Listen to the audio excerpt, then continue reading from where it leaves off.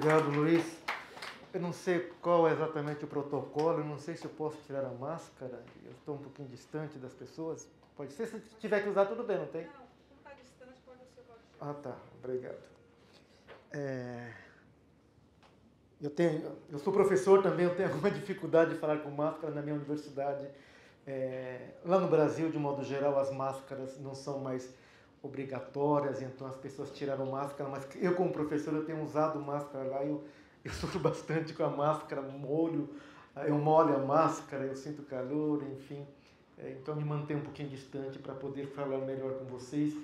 Eu estou vendo esse painel aqui, meu Deus do céu, sou eu, esse menino aqui? Parece comigo? Algumas décadas atrás, não é? Eu acho que vocês tiraram essa imagem da capa do livro, não é? Muita gente me pergunta se esse menino sou eu. Eu respondo que não, porque realmente não sou eu, uma imagem que a editora que publicou esse livro encontrou em algum lugar.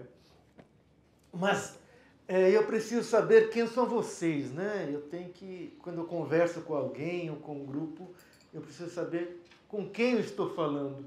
Me disseram que vocês estão na faixa etária de uns 9 anos até uns 14 anos, é isso? É isso mesmo? Tem até 16 anos. Até 16 anos, tá? Eu gostaria de saber quem nasceu no Brasil aqui. Bastante, né? Acho que mais da metade, então. Quem já nasceu aqui no Japão? Bastante também. Acho que proporcionalmente um pouquinho mais de alunos que nasceram no Brasil. E vocês são brasileiros, então, independente. Quem nasceu aqui, não é? Com certeza foi registrado como brasileiro. Somente para quem nasceu aqui, vocês se sentem brasileiros? Sim? Sim. Se sentem de acordo com o que está no registro de vocês. Então vocês estão no lugar certo, né? Numa escola brasileira que adota as mesmas matérias, né? O mesmo conteúdo que se estuda no Japão, vocês estão estudando aqui, e eu penso que com algum acréscimo, né? Eu imagino que eles tenham aula de língua japonesa também, o que é essencial, o que é importante, não é? Mas eu quero dizer para vocês, para que vocês aproveitem essa situação, não é? Vocês estão numa escola brasileira, mas aqui no Japão. Estranho, né? Parece estranho, não parece? Uma escola brasileira aqui no Japão. Mas por que isso? Porque os seus pais escolheram, não é, manter esse laço, né, que o Luiz falou, dessa identidade, não é? E a língua faz parte da nossa identidade. Eu imagino, talvez, que muitos de vocês pretendam, de repente não depende muito de vocês, né? Mas muitos pais de vocês pretendem retornar ao Brasil, é isso? Não? Alguns sim, alguns não? Sim. Alguns sim. Ela disse que não, seu pai pretende permanecer no Brasil, no Japão. Sim. E mesmo assim, a opção por estudar numa escola brasileira. Né? Mas independente, não é? A gente não sabe muito bem os rumos que a nossa vida vai tomar. A gente não sabe. Às vezes a gente quer uma coisa também não dá certo. Né? E eu, antes de estudar para ser professor de comunicação, que é o que eu sou hoje, na verdade eu sou mais professor do que escritor. Na verdade, me sobra pouco tempo para escrever. Os professores sabem quão árdua é a atividade do professor, não é? Então, além das minhas aulas na universidade, eu tenho projetos e levo o trabalho para casa. Enfim, então, eu sou mais professor do que escritor, mas, por exemplo, eu fiz o curso de Direito para ser advogado antes de fazer curso para ser professor. Né? Então, a nossa vida vai tomando rumos assim que às vezes a gente não tinha programado, enfim. Mas de qualquer forma, o presente de vocês é esse, não é? Vocês, na idade que vocês estão agora, num país que vocês estão, que seus pais escolheram, provavelmente, não é, para ter um trabalho melhor aqui no Japão, com algumas dificuldades que o Brasil enfrentava, ainda enfrenta, não é, fizeram a opção. Aproveitem essa situação. Apesar de estarem numa escola brasileira, de alguma forma, vocês precisam também se inserir na sociedade japonesa. É importante que haja essa integração. Manter os laços com o Brasil. Imagino que muitos dos avós de vocês estejam no Brasil. Não é? Bachan, Dichan. Vocês costumam conversar com eles? Não? Sim. Tá. Na medida do possível, liguem para eles. Conversem com eles. Peçam para os pais de vocês ligarem para eles. E não só por telefone. É legal ver a cara da pessoa, não é? Ver a cara do Dichan, da Bachan, saber como eles são. Né? Sorrir para eles. É que vocês, na idade em que vocês estão, talvez não consigam perceber a importância disso. Dichan, Bachan de vocês já sabem melhor, você não tem ideia de como eles devem sentir a falta de vocês. Né? As crianças se adaptam mais fácil às situações, né? Vocês vieram ao Japão, estão se adaptando, né? Imaginem a saudade que os avós de vocês estão sentindo dos filhos, né? Que estão aqui com vocês, dos netos, enfim. Né? Então liguem para eles, façam ligação de vídeo, não é? Conversem com eles na medida do possível, não mantenham esse laço que os unem de alguma forma. Né? Os meus avós também eram imigrantes, como os pais de vocês. Eles saíram do Japão, no início do século passado e foram para o Brasil, fizeram o caminho inverso do que seus pais fizeram. E naquela época, logicamente, era mais difícil, não é? Eu acho que os meus avós sofreram mais do que os pais de vocês sofreram. Vocês têm ideia de como era a vida no início do século passado? Não imaginam? Um mundo sem celular? Um mundo sem celular nós imaginamos, né, Luiz? Elas também já sabem como é o mundo sem celular, né?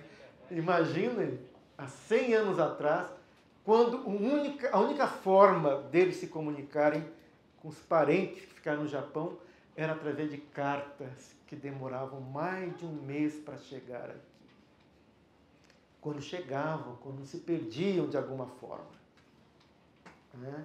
Então foi essa a situação que os meus avós, os 4, viveram. Eles foram também para o Brasil pensando em ficar pouco tempo. Eles foram para trabalhar na lavoura de café. A ideia era trabalhar durante 5 anos, ganhar bastante dinheiro, porque essa era a ideia que havia. O governo japonês firmou um contrato com o governo brasileiro para que essa imigração fosse possível. E a ideia que havia era essa, de que podia-se trabalhar alguns anos, poucos anos, e ganhar bastante dinheiro. Mas isso, infelizmente, não aconteceu. E eles ficaram no Brasil, né? E eles passaram, então, o resto da vida no Brasil. Essa história que eu estou contando, talvez seja a história do bisavô de vocês, dos avós de vocês, talvez, de alguns, até de tataravó de vocês. Porque eu estou contando uma história que começou há mais de um século. Né? Então, eles chegaram ao Brasil e passaram muitas dificuldades porque eles viviam de um modo aqui no Japão, foram ao Brasil, encontraram lá um modo de vida totalmente diferente. A comida, por exemplo. Os seus pais devem contar de vez em quando para vocês como era o que eles comiam no Brasil e o que comem aqui. Né? É diferente. Apesar de haver algumas... Né? Hoje a gente come sushi, né? e outros pratos japoneses lá no Brasil, né? Mas há algumas coisas bastante comuns no Brasil que aqui já é mais difícil de se achar. Hoje acho que se acha quase tudo, não é? Hoje, nas regiões em que há uma concentração de brasileiros, há mercados, não é? Me disseram que tem até feijoada enlatada aqui, mas não é a mesma feijoada que tem no Brasil, tá? Imagine naquela época. Meus avós comiam sashimi aqui no Japão, com hashi. Foram ao Brasil, para o interior do estado de São Paulo, num lugar bastante quente, e tiveram que, de repente, começar a comer carne de porco, uma carne bastante gordurosa. Muitos dos imigrantes ficaram doentes em função disso. Carne de peixe, né, vocês sabem, é uma carne que não tem muita gordura, né? De um modo geral, uma carne mais saudável, né? Sem contar os aspectos da religião, da língua, o aspecto físico mesmo, né? Eles foram com a cara de japonês numa terra onde não havia japoneses.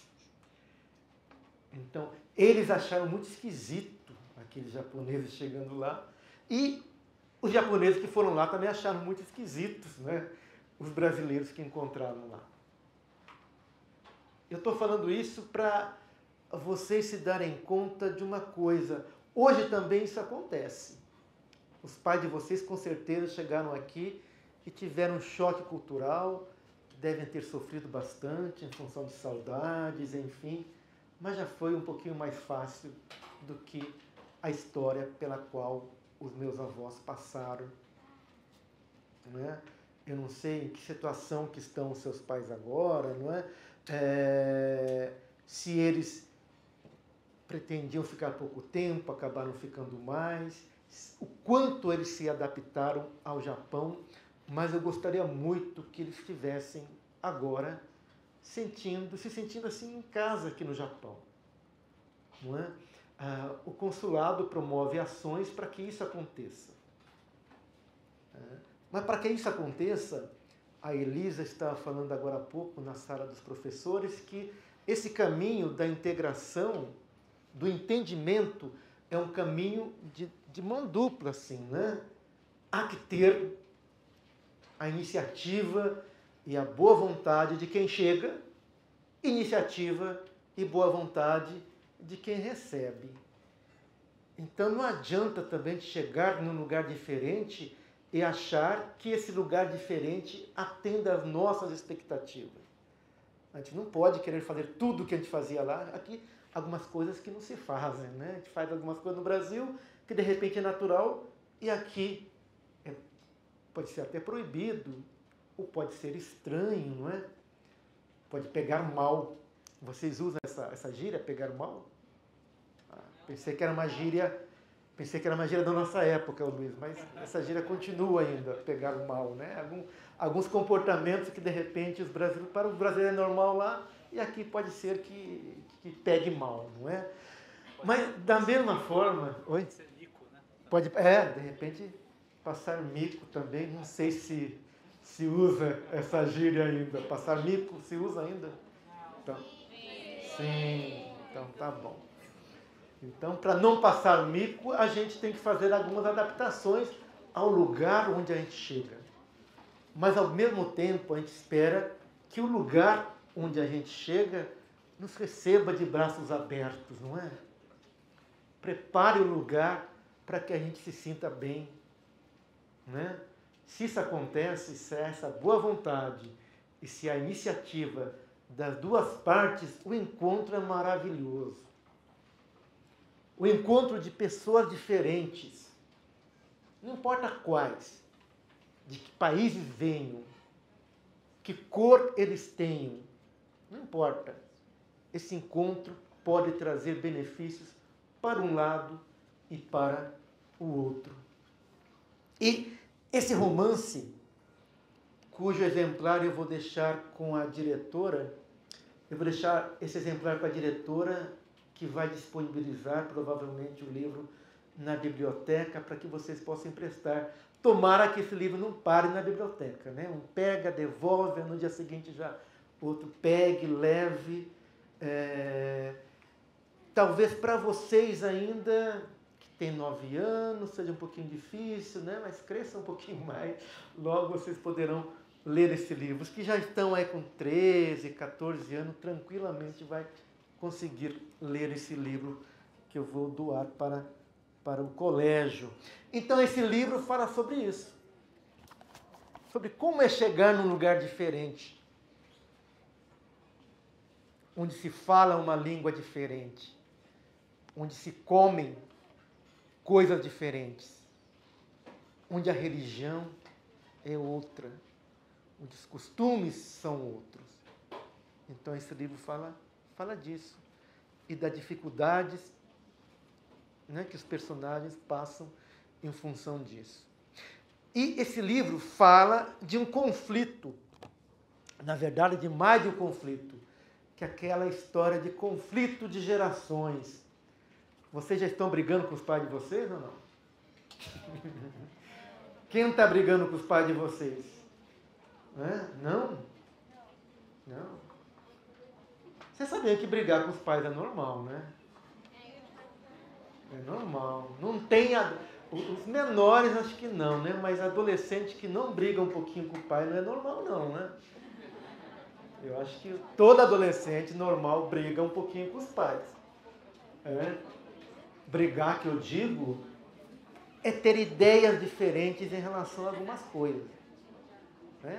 Porque se não fosse isso, o mundo ia ficar numa repetição, não é? Sem fim, e não ia ter graça. Tá? Então, esse livro fala desses conflitos. Por exemplo, um conflito é o seguinte: o personagem principal do livro é o Hideo Inabata. Né? Ele é o japonês que vai do Japão para o Brasil. Ele é uma pessoa muito nacionalista. Assim. Ele é uma pessoa que gosta muito do Japão. Ele acha que o Japão é o melhor lugar do mundo. Ele acha que o imperador do Japão é um deus. Tanto é que quando o Japão perde a guerra na Segunda Guerra Mundial, ele não acredita. Como é que um país, né, que tem um deus como imperador pode perder a guerra? Não pode. Então, como ele tinha esse sentimento, ele não aceita algumas ideias do filho, sabe? Porque ele chega lá, nasce um filho, ele tem vários filhos, na verdade, né? Mas um dos filhos, que se chama Haru Inabata, ele começa a bater de frente com o pai. Porque ele diz assim: eu sou brasileiro. Eu nasci aqui no Brasil, a minha professora na escola, e olha que a gente tem que ouvir o que os professores dizem, não é? Os professores, vocês ouvem o que os professores dizem? Será que eles só dizem a verdade? Às vezes. Mas assim, o Hideo, que é esse protagonista, ele diz para o filho: ó, você vai em 2 escolas. Você vai no Nihongaku, que é a escola japonesa, mas você está no Brasil, então tem que ir no Buradirugaku também, como eles chamam, né, na escola brasileira. E você tem que ouvir os professores. Os professores são sempre pessoas muito inteligentes, né, que sabem o que dizem. Mais ou menos, não é sempre assim, né? Às vezes não, né? Às vezes a gente erra também, mas enfim. O pai disse isso para o filho, e o Haru foi com essa ideia na escola. Ele chega na escola e a professora diz para ele: você não é japonês, Haru, você nasceu aqui no Brasil, então você é brasileiro. Aí ele vai para casa e diz para o pai: papai, eu sou brasileiro, eu não sou japonês. O pai fica muito bravo com ele. Porque o pai dele, independente dele ter nascido no Japão, de ter nascido no Brasil, para o pai dele, os filhos deles, todos eram japoneses, tinham que ser criados, educados como japoneses, com valores e com o sentimento do japonês. O Haru, já desde criança, ele foi se distanciando um pouquinho desses valores, dessas ideias, não é? Ele foi fazendo amizade com crianças, né, que tinham pais italianos, enfim. Então ele foi se distanciando dessa ideia da família japonesa. Então, ele brigou sempre com o pai. Ele cresceu, se tornou jovem, né? Ele brigou com o pai. Então, é um tipo de conflito que é bastante comum nessas situações, era bastante comum, né? Eu não sei se vocês vivem algum conflito como esse, mas vocês disseram que todos vocês são brasileiros, né? E vocês, mesmo que nasceram aqui, se sentem brasileiros. Mas há um outro conflito também que ocorre com uma das filhas do Hideo Inabata, que ela se apaixona por um rapaz que não tem pais, avós japoneses. E para o Hideo Inabata isso era inconcebível, né? Não podia permitir que uma filha se casasse com o que eles chamavam de gaijin. Você sabe o que é gaijin? Gaijin, gaikokujin. Gaikokujin é o estrangeiro, né? O Hideo Inabata, na verdade ele era o estrangeiro no Brasil, né? Mas todos que não eram japoneses, eles chamavam de gaijin. Quem não era japonês, ou quem não era descendente de japonês, era gaijin. Ele não permitia que nenhum de seus filhos casasse com o gaijin. E a filha se apaixona por um gaijin, não é? Mas em função de toda a pressão, não é? Ela acaba se casando com um Nihonjin, com um Nikkei, não é? Depois acontecem algumas coisas que eu não vou contar para vocês, senão vai perder a graça para quem pretende ler o livro, não é? Então, pessoal, o livro fala sobre tudo isso. Fala sobre conflitos, fala sobre essa questão de ser estrangeiro, de como ser filho de estrangeiro. Isso está acontecendo no mundo inteiro hoje. Se vocês chegassem ao Japão há 30 anos atrás, vocês encontrariam praticamente só japoneses aqui. Havia pouquíssimos estrangeiros. Mesmo estrangeiros com cara, não é, de japonês como eu tenho, como grande parte de vocês tem. Eram pouquíssimos, né? Hoje não. Só aqui em Nagoya tem muitos, né?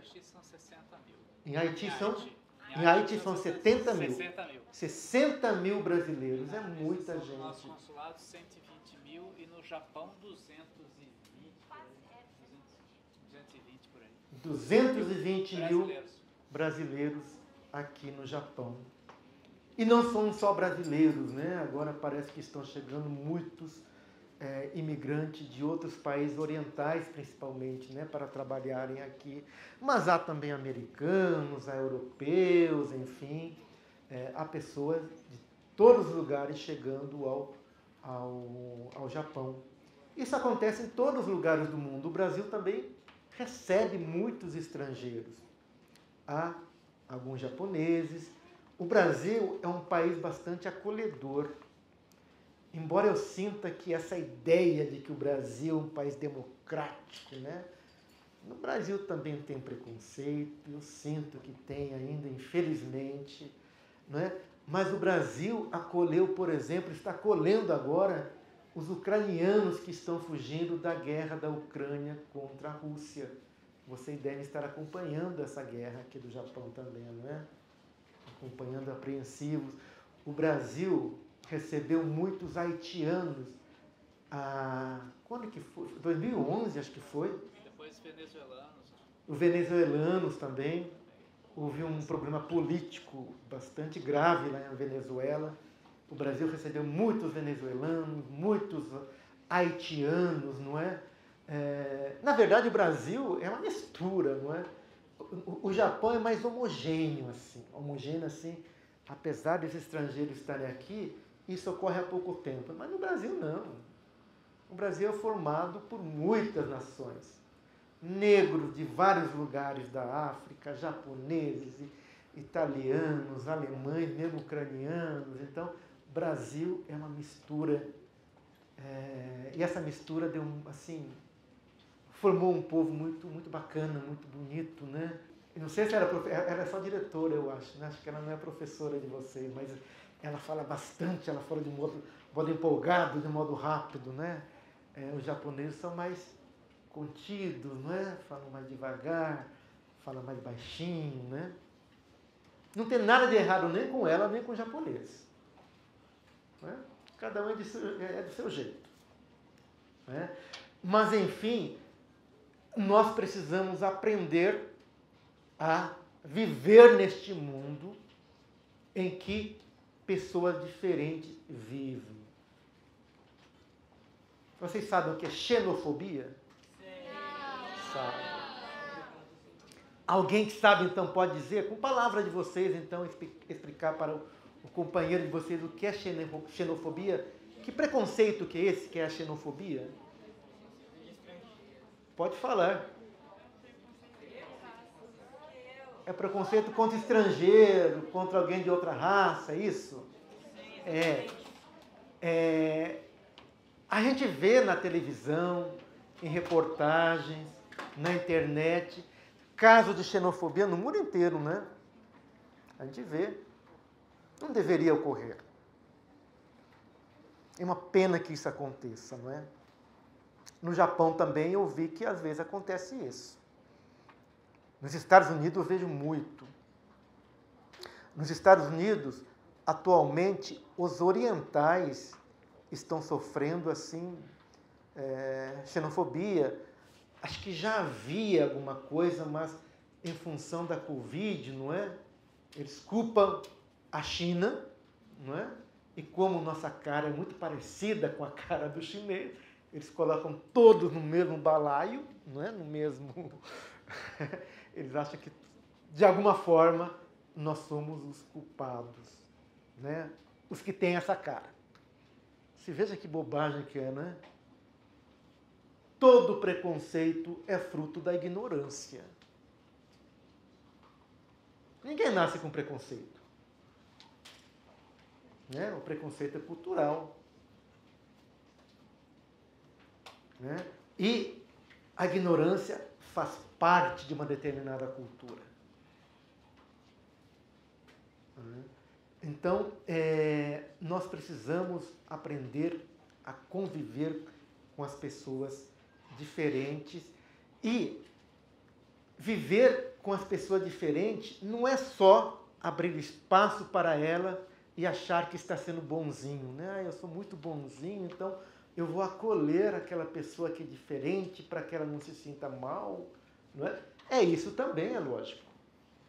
É ótimo que vocês se comportem dessa forma. Mas, como eu disse antes, vocês também têm muito a ganhar com isso. Vocês vão se doar e vocês vão receber do outro. Eu tenho a minha característica genética, né, é de japonês. Os meus 4 avós são japoneses. Mas, como eu disse, eu sou Sansei, então eu recebi influências tanto da cultura japonesa quanto da cultura brasileira. Então, eu ter vivido, né, crescido nesse ambiente em que havia essas duas culturas, né, quando era mais criança, mais cultura japonesa. À medida que fui crescendo, mais a cultura brasileira. Então, hoje, eu aproveito o que tem de melhor dos dois lados. Eu não quero dispensar nenhum lado, nenhum outro. Tá? Eu acho que não precisa haver essa divisão também, não é? Eu não preciso escolher. Eu escolho os dois lados.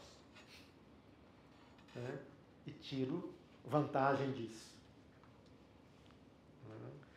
Então, pessoal, se puderem, mais para frente, leiam Nihonjin.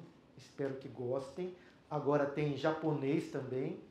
Façam propaganda para aqueles que conhecem, vocês conhecem, que leem japonês, que tem a tradução em japonês.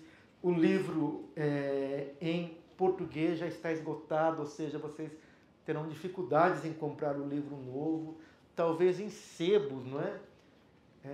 Só que também é caro, né? Não sei como ocorre, de repente você comprar o livro num sebo lá do... Vocês sabem o que é sebo? Não. Tá. O sebo é onde se vendem livros usados. Eu não me importo nada que as pessoas comprem livros em sebos, porque Quando vocês compram um livro novo, eu ganho, sabia? Eu ganho uma porcentagem quando a livraria vende um livro novo. Quando vocês compram num sebo, eu não ganho nada, né? Porque eu já ganhei uma vez. Eu também não vou querer continuar ganhando a vida inteira, né? Então, agora vocês encontram em sebos, né? Então, mas não sei como é o processo, né, de comprar nos sebos brasileiros, né? Vocês precisam trazer para cá, enfim. Mas tem e-book, não é? Mas também e-book, pelo jeito, é complicado para quem tem a conta aqui, comprar um livro do Brasil, enfim. Mas eu estou conversando com o pessoal do Brasil para que façam uma edição nova de Nihonjin para que as pessoas interessadas possam comprar. Agora, a tradução em japonês chegou há 2 semanas nas livrarias. Tá? Pessoal, então é isso. Era isso que eu gostaria de falar com vocês. Se vocês tiverem alguma pergunta para fazer para mim, para o Luiz, Ana Paula, aquela moça que está sentada lá, é a intérprete, ela ficou descansando hoje, né? Ela está passeando, né? Vem de um lado para o outro sem ter que trabalhar, é bom, né? E a Elisa também é brasileira, ela é diplomata também, ela fica um tempo aqui, depois você vai embora quando, Elisa? Em agosto, daqui a um mês, ela já vai embora, porque ela não gostou do Japão. Não, estou brincando. Ela até estudou Japão, e o marido dela gosta mais do Japão do que ela. O marido dela veio junto com ela. Tá? Obrigado, professores, obrigado, pessoal. Se vocês tiverem alguma pergunta para me fazer, eu estou disponível.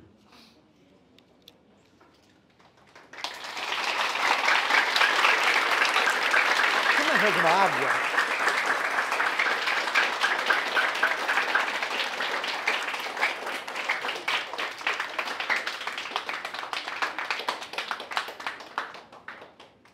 Eu sei que tem alguns alunos que têm algumas perguntas.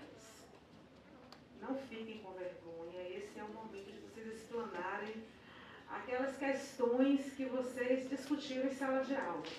Eu gostaria de aproveitar a oportunidade e dizer que ali atrás tem algumas considerações sobre o livro. Opa. Que os nossos alunos fizeram. E na janela tem uma sequência, um resumo em cartaz sobre esses livros, sobre o livro também. Tá? É uma síntese, né, ilustrativa sobre o livro. E aí, 9º ano,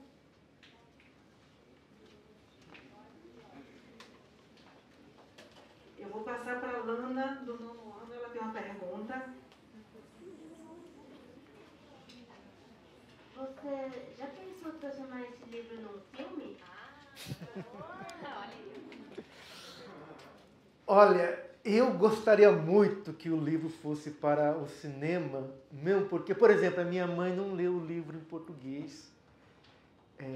Em japonês também eu acho que ela vai ter dificuldade em ler. A minha mãe não pôde estudar nem muito português, nem muito japonês. Ela estudou um pouquinho de cada, mas um livro como esse ela não tem condições de ler nem em português, nem em japonês.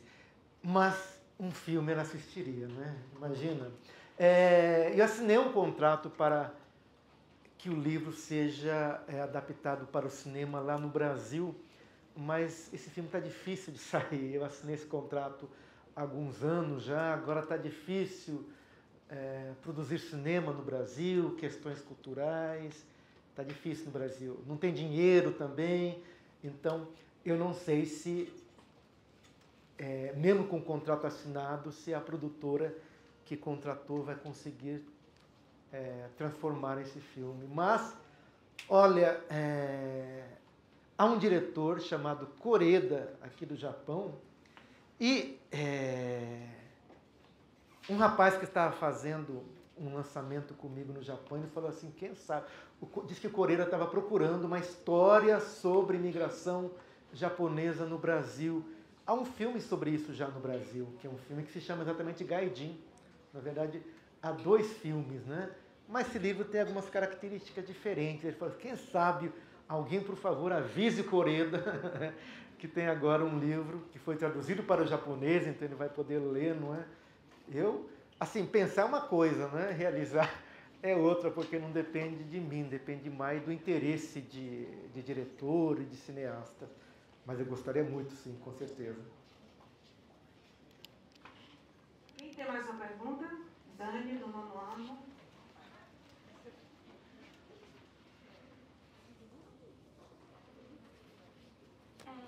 Eu queria saber se o livro inteiro foi baseado na história dos seus avós. Não. Nenhum personagem do livro é alguém totalmente, tá? Embora, por exemplo, o Hideo Inabata, que é o personagem principal do livro, que é esse japonês muito orgulhoso, né, de ser japonês, é muito parecido com um tio meu. Mas não é ele, tá? É parecido, mas não é ele. Porque eu tenho um tio, ele é falecido já, ele já era brasileiro, viu? Imagina, ele nem era japonês. Ele era brasileiro, mas se sentia muito japonês. Tanto é que ele não permitia que seus filhos, que já eram da terceira geração, ele não permitia que seus filhos se casassem com alguém que não tivesse ascendentes japoneses, ou seja... E aconteceu mesmo. Todos os filhos deles casaram com Nikkeis, não é? Então, há algumas pessoas que são parecidas, mas não exatamente são essas pessoas. Eu fiz bastante pesquisa para escrever em Rondin, porque eu não conhecia muito da história da imigração japonesa. Os meus pais não me contaram muita coisa, e quando era mais jovem também não tinha lá muito interesse, enfim. Então, na universidade, eu fiz uma pesquisa sobre personagens Nikkeis na literatura, então eu tive que pesquisar. Pesquisei bastante. Depois, para fazer o livro também, eu pesquisei bastante. E é lógico, não é? Eu sou um Sansei. Eu sou Nikkei. Então eu estou no livro de alguma forma. Eu não sou ninguém daqui, mas estou no livro. Eu sou um pouquinho parecido com Haru, eu sou um pouquinho parecido com o narrador, não é? Que é um personagem bastante secundário, ele aparece... Enquanto personagem, ele aparece muito pouco, né? Ele aparece mais no último capítulo, enfim. Eu sou um pouquinho parecido com ele, mas não sou nenhum, nem outro. Ai, obrigado. Jonathan, do 1º ano. Eu tenho uma pergunta sobre um colega que ele criou. No começo da palestra, você falou que você já fez curso para fazer advocacia. Aí ele queria saber qual o motivo ou da sua desistência ou dos seus interesses. Olha, quando eu terminei o ensino médio, que naquela época não era nem ensino médio, a gente chamava de científico, né? Eu gostava muito de literatura já. Eu já escrevia, enfim, e eu queria fazer um curso em que eu tivesse que ler bastante. Eu não ia fazer curso de letras, não é? Que para ser professor, imagina, né? Vou ser professor, né? Então aí eu fiz o curso de... Na verdade eu fiz vestibular em São Paulo para comunicação social, para ser jornalista. Eu saí direto assim, né, do ensino médio, do científico, para fazer esse vestibular, que se chama FUVEST lá, e eu não passei nesse primeiro vestibular. Aí voltei para Maringá, onde eu morava, aí não havia tantos cursos como há hoje, não é? As opções não havia tantas opções. Aí tinha direito, que eu sabia que tinha que ler bastante também. Aí eu fiz direito, mesmo sem ter muita convicção. Eu detestei o curso desde o começo. Você é formado em Direito, Luiz? Não. Eu não estou desencorajando ninguém a fazer, tá? Mas para mim não dava certo. Mas eu passei em primeiro lugar nesse vestibular. E primeiro lugar, na verdade, era o vestibular mais concorrido que havia. Então eu passei em primeiro lugar no vestibular mais concorrido que havia na universidade. Então, como é que eu vou... Eu passei no vestibular, comecei a fazer o curso e eu queria desistir do curso desde o começo, mas como é que eu vou desistir de um curso? Um curso que ainda tem, né, um conceito, não é? Um bom conceito, tendo passado em primeiro lugar. Aí eu fui protelando, fiz, sem gostar do curso. 1 ano, 2 anos, eu fiz a metade do curso, 2 anos e meio, aí eu desisti. Aí eu parei Aí mudei para letras, não é? Porque em função da literatura. Não é? Mas depois comecei a fazer letras e eu comecei a gostar da ideia de ser professor. E hoje adoro ser professor. Adoro o ambiente da universidade. Eu dei aula para o ensino médio também já. Assim, eu gosto de ir na universidade, ter contato com os alunos, com os outros professores. Eu já vou me aposentar daqui a pouco tempo e eu estou pensando já que eu vou sentir muita falta da carreira de professor. Os professores que quiserem fazer perguntas também, por gentileza, todos os professores da instituição, eles se organizaram para poder receber o escritor e assim, todos estão por dentro também das especificidades do livro. Então, caso alguém tenha alguma dúvida, queira explanar alguma coisa, né, fiquem à vontade, tá? Brian? Eu queria saber qual foi a inspiração ou motivo de ter criado o livro Nihonjin. Para ter criado o livro Nihonjin, eu vou ter que contar a história já. Eu fiz um curso que se chama Doutorado, em que eu pesquisei, havia dito agora há pouco, né? Eu pesquisei personagens Nikkeis na literatura, encontrei poucos personagens. Então eu fiquei muito chateado com isso. Né? Todo mundo quer se ver, por exemplo, na televisão. Eu gostaria de ver mais Nikkei na televisão. E há poucos Nikkeis. Todo mundo gosta de se ver representado em todas as áreas. Eu acho que não falei para vocês, né? Por exemplo, eu vou no hospital, tem muitos médicos Nikkeis. Então, é uma área em que o Nikkei está representado. Na agricultura, o Nikkei está representado. Onde mais, hein? Vocês veem muitos Nikkei no Brasil. Na docência, relativamente, não é? Mas há algumas áreas em que há uma concentração maior. Nas artes, de um modo geral, o Nikkei ainda não está muito presente, com exceção das artes plásticas, onde temos assim grandes nomes Nikkei. Mas no cinema tem uma diretora, tem uma atriz que se destaca, mas deveria haver mais. Né? Na literatura, também há poucos. Então, nessa pesquisa, eu percebi que havia poucos personagens, então eu fiquei muito bravo com isso. Então eu falei, vou escrever um romance, né, com personagens Nikkeis, em que vou contar a história da imigração japonesa no Brasil. Então foi isso. Eu, na verdade, eu tenho...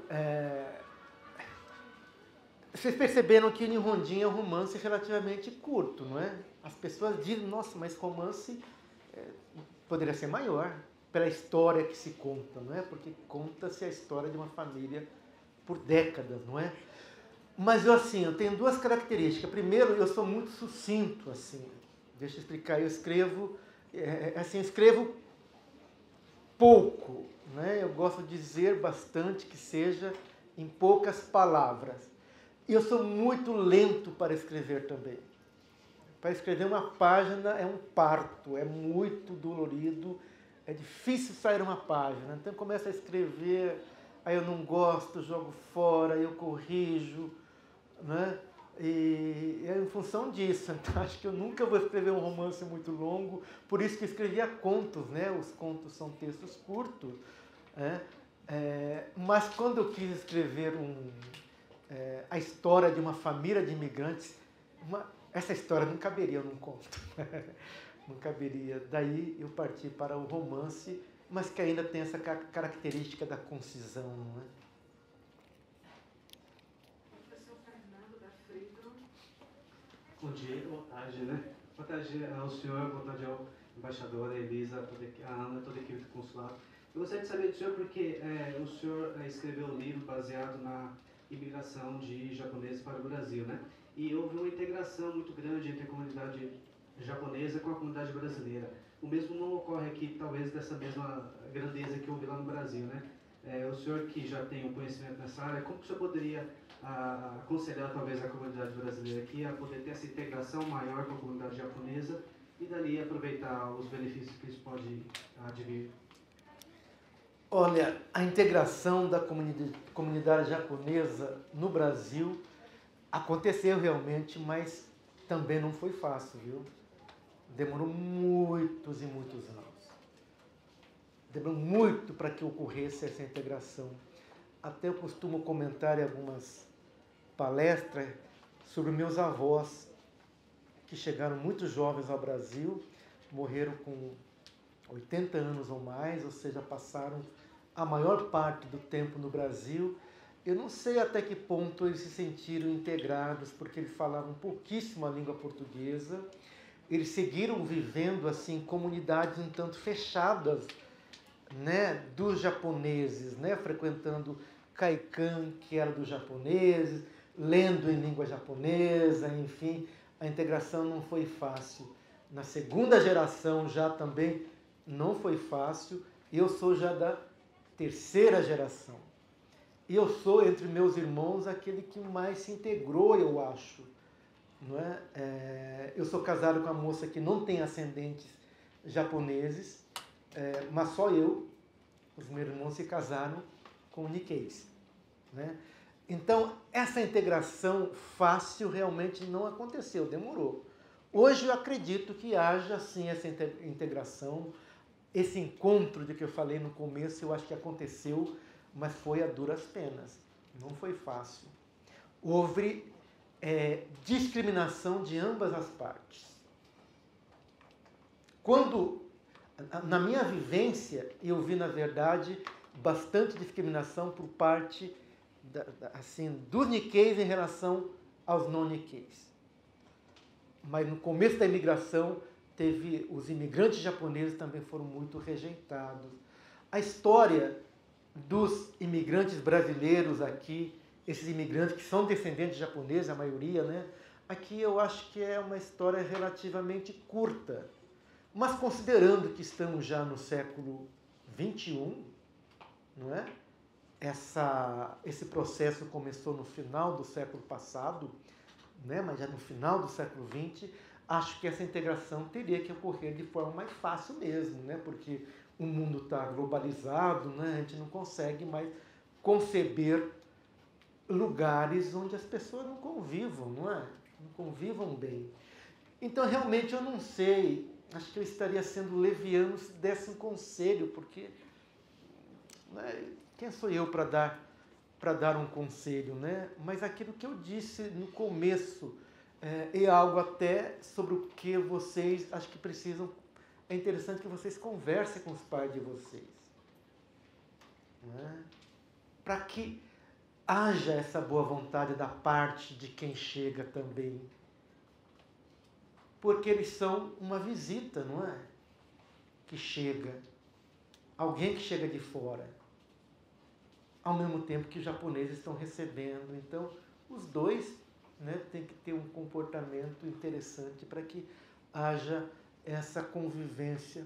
Eu costumo dizer que o que vai salvar o mundo é a interpretação de texto e a empatia. Interpretação de texto é algo complicado, né? A gente vê muito hoje na internet as pessoas brigando, não é? Brigando muito, se xingando, como eu nunca vi. Muito disso é falta de interpretação de texto. As pessoas não conseguem entender um texto, seja escrito ou seja oral. Não conseguem. Deixa eu puxar a sardinha para a minha brasa. Então, leiam, tá? Leiam bastante, porque a leitura ajuda na interpretação do texto oral também. Quem consegue interpretar bem um texto oral, escrito consegue interpretar um texto oral. Agora, está faltando empatia também, né, gente? Empatia é aquele negócio de você se colocar no lugar do outro. Se colocar no lugar do outro. Porque cada um de nós temos os nossos valores, né? A gente cresce de um jeito, aprendendo que isso é certo, que isso é errado, que isso é bacana, isso não é, né? Mas o outro cresceu num lugar onde ele aprendeu outras coisas.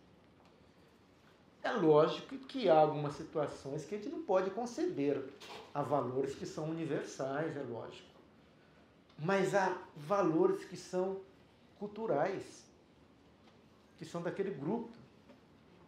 Então a gente não adianta a gente ficar bravo com alguém que pensa um pouquinho diferente da gente, que tem um comportamento um pouquinho diferente da gente. Então a gente tem que compreender o outro, tentar se colocar no lugar do outro para entender por que o outro é assim, por que o outro pensa assim, por que o outro se comporta assim. Se a gente tiver essa postura, essa convivência acontece de uma forma bacana. Então, interpretação de texto e empatia. Só mais uma perguntinha, Jenny. Eu queria saber se, na sua infância, você teve alguma influência da cultura japonesa que você levou para o livro. Com certeza. Tem uma coisa que tem no livro que eu até nem consigo explicar, que é o seguinte. Nikkei leem um romance e não Nikkei leem um romance. Mas o Nikkei lê um romance de um jeito que ele diz assim, é o Nikkei que escreveu esse romance. Tem um sentimento que tem no romance que eu não consigo nem explicar direito. Mas concretamente há, com certeza. Eu falo do misoshiro no romance. Eu adoro misoshiro. Quando fico tempo sem tomar misoshiro, eu fico com vontade de tomar misoshiro. E tem algumas características assim, aquela coisa de... Você deve ter aprendido isso, né? O japonês tem algumas características, não é? Primeiro, do gaman. O que é gaman? De aguentar, não é? Eu acho que muitas vezes até um exagero, porque eles querem que a gente aguente além do limite, não é? A gente tá pedindo socorro, eles querem que a gente aguente mais, não é? Mas eu cresci aprendendo isso. A ideia de evitar os conflitos, assim, sabe? Até que eu perdi bastante isso, né? Mas isso tem no romance também, tá? Então tem muitos elementos da cultura japonesa que eu incorporei no meu modo de ser. Eu contei, eu não sei se você já ouviu essa história, acho que contei em outra, acho que foi em Tóquio. Há muitos anos atrás, uma vez eu estava assistindo um jogo da seleção feminina do Japão contra a seleção feminina do Brasil. Isso acho que faz uns 20 anos, mais de 20 anos. Eu estava assistindo o jogo, né, e de repente eu me vi torcendo pela seleção japonesa. Não podia, né? Eu estava torcendo pela seleção japonesa. Alguma coisa dentro de mim, né, que, sei lá, eu comecei a torcer pela seleção japonesa. Eu, quando ouço música japonesa, eu gosto muito de música japonesa. Umas músicas que vocês com certeza não conhecem, porque são músicas de décadas passadas, não é? Eu começo a ouvir algumas músicas japonesas, parece que eu estou lembrando. E não pode, parece que eu estou lembrando do Japão. Não tem como eu lembrar do Japão, porque essa é a primeira vez que eu venho ao Japão, tá? É a primeira vez. Então, como é que eu vou lembrar de um lugar, né, para onde eu nunca fui? Então, eu tenho bastante da cultura e do sentimento de japonês, sim, ainda que eu me sinta mais brasileiro que japonês, assim. Eu incorporei muito, não é? Pela vivência, enfim, da cultura ocidental de um modo geral.